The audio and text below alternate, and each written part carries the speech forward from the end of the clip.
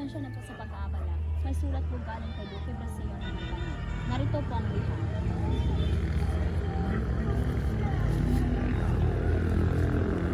Sana na aking mahal na ina, mabahanging langit. Lakasan mo ang iyong loob, Florante. Nakikiramay ako sa iyong kalungkutan. Aking ina, di ba sabi ko sa iyo ako'y babalik? Bakit hindi mo ako hinintay? Huwag masyadong malumbay, Florante. Ang kalungkutan ay hindi nakakatulong. Maraming salamat, Minandro. Ikaw isang dakilang kaibigan.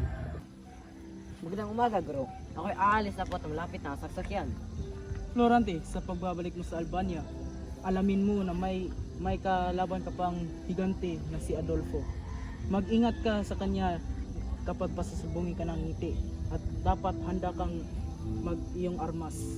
Huwag kang mag-alala, Gro. Tsaka, ito si Minandro, ang sasama sa akin.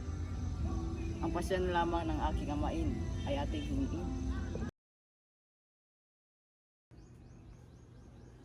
Duque, nandito po ang iyong anak na si Florante.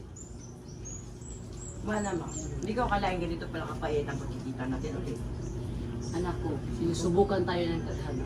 Marangal na ako. Ngunit may papakilala po ako sa iyo, si Minandro po. Minandro po, ang aking kaliitan ay handang maglingkod sa inyo. Balitaan ko ang lahat. Isa kang mabuting kaibigan. Naniniwala kami sa iyo, Minandro.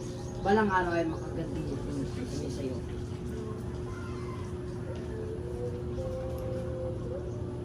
Bahala, nandito na po ang sugo.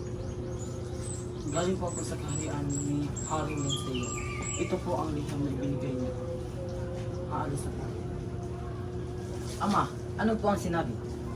Ito ay galing sa iyong mga ninuno sa monark ka sa kapwa. Nangailangan sila ng tulong ni Haring Mensio. Nakubkob ng mga kaaway na murok ang Cortona sa pamumuno na sakim na si General. General Osmalik, ano ang ating pasya?